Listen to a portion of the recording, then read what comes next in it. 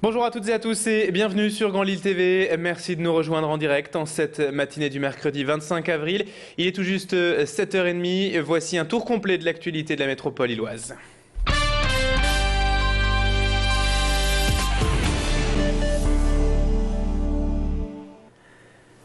Et pour une fois, sur notre antenne, du football en milieu de semaine pour démarrer cette édition. À J-4 du choc de dimanche face au Paris Saint-Germain.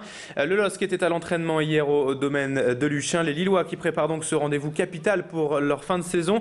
Un vrai match au sommet de cette fin de championnat. Aujourd'hui, 3e mais à 5 points du PSG, actuel second. Les Dogs pourraient donc revenir à seulement 2 points des Parisiens en cas de victoire et ce à 4 journées de la fin. Pour rappel, la 2e place du championnat est directement qualificative pour la Ligue des Champions. D'où l'importance de ce match dimanche. Les Lillois n'ont pas le choix, ils doivent s'imposer ce week-end à domicile sous peine de voir cette 2e place s'envoler. Rendez-vous dimanche soir à 21h au Stadium de Villeneuve-d'Ascq pour cette rencontre entre Lille et Paris. Avant cela, écoutez Benoît Pedretti, le milieu de terrain lillois au micro de Tanguy de Lucas Tostin. Eux sont hyper réalistes, c'est vrai qu'ils ont un bloc défensif qui est costaud, surtout quand ils jouent avec les 4 défenseurs et les 3 milieux de terrain qui sont assez défensifs. Ils sont hyper solides et puis après ils ont les 3 devant qui ont beaucoup de qualité, qui font la différence. Donc voilà, après nous on a un jeu qui va tout le temps de l'avant, quitte à se faire contrer, on prend des risques, voilà, on est peut-être un petit peu plus joueur dans l'esprit. Également à la une de l'actualité, ce mercredi, on revient sur l'annulation lundi de l'arrêté anti-mendicité de la ville de la Madeleine. Le tribunal administratif de Lille a donné satisfaction à la Ligue des droits de l'homme qui avait dénoncé le caractère discriminatoire du texte, notamment à l'égard des Roms, puisque ce texte était traduit en roumain et en bulgare. Il faut préciser tout de même que le tribunal a annulé cet arrêté pour manque de précision quant aux zones géographiques d'application et que le trouble à l'ordre public évoqué par la mairie n'était pas avéré en son sens.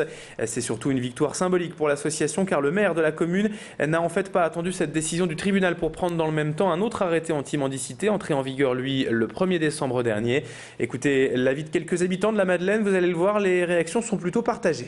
Je crois que monsieur le maire pour l'arrêter, il y avait raison de faire l'arrêté et je trouve que la justice n'a pas bien tranché. Il faudrait peut-être demander aux personnes concernées et puis d'autres personnes même qui ne sont pas concernées et puis savoir un petit peu à la Madeleine, les gens qui vivent à la Madeleine, savoir ce qu'ils en pensent. Si on se retrouvait nous-mêmes dans la rue et qu'on nous empêchait d'avoir une petite pièce par quelqu'un, bon, faut penser à ça aussi, quoi. Hein. Si nous-mêmes on était dans la même situation, je vois pourquoi on n'a pas le droit de demander une pièce. Après, c'est à la personne qui donne de décider.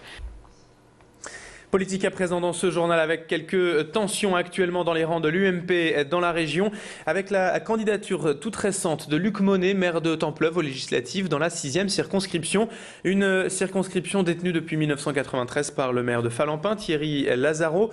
Le député sortant a d'ailleurs reçu l'investiture officielle du parti, mais Luc Monet vient donc également d'annoncer sa candidature, soit 2 candidats pour le même parti, ce qui est interdit par les règles électorales. Le comité de circonscription de l'UMP a rappelé hier son soutien à Thierry Lazaro, mais cela ne semble pas perturber Luc Monet qui estime sa candidature légitime et naturelle. En revanche, le comité de l'UMP juge cette annonce irresponsable en évoquant notamment la division éventuelle des voix qui pourrait en découler. Vendredi, ce comité devrait se réunir pour réaffirmer son soutien à Thierry Lazaro et évoquer le cas de Luc Monet. On écoute le maire de Templeuve au micro de Christelle Dordain.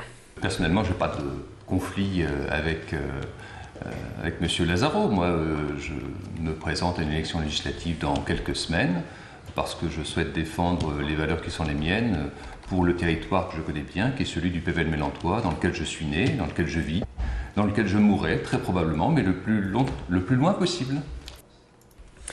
La foire commerciale de Lille bat son plein actuellement au Grand Palais jusqu'à ce dimanche 29 avril. On vous en parlait déjà sur place, on trouve de tout ou presque à acheter, mais attention tout de même, l'UFC Que Choisir met en garde contre certains achats. Lors de cette foire, il n'existe pas de délai de rétractation comme c'est le cas dans le commerce classique ou même sur Internet.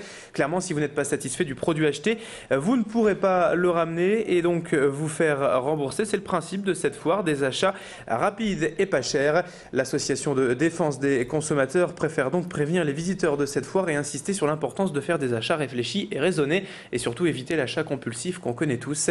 Explication avec Robert Bréon, responsable de l'UFC à Lille, au micro de Christelle Dordain. Est-ce qu'il faut se rappeler quand on est sur la foire, quand on fait un achat, que dès qu'on a signé un bon de commande, on s'engage jusqu'au bout. C'est-à-dire que signer, c'est s'engager. Sur la foire, il n'y a pas de délai de rétractation. Si vous achetez un objet, vous êtes engagé pour acheter cet objet, sauf si c'est un achat à crédit. Dans ce cas d'un achat à crédit, vous avez 14 jours pour revenir en arrière. On termine ce journal à 7h35 avec une interview exclusive hier de Christophe Willem. L'ancien vainqueur de la Nouvelle Star était en concert hier à Lille et hier après-midi, il est passé quelques minutes sur notre plateau répondre aux questions de Virginie Nilsson. Je vous propose d'écouter une partie de cette interview. J'ai vraiment essayé de pallier aux petits écarts que j'ai pu faire dans Caféine et en même temps revenir à quelque chose peut-être de plus mélodique et dans lequel la voix était plus en avant. C'était souvent la petite critique que j'avais au moment du deuxième album et c'est vrai que là j'essaie de garder justement cette voix mise en avant, les mélodies un peu plus fortes, sans faire de concessions non plus sur la production musicale qui était plus sophistiquée dans le deuxième album. Donc ça donne un mix en fait de Inventaire et de Caféine.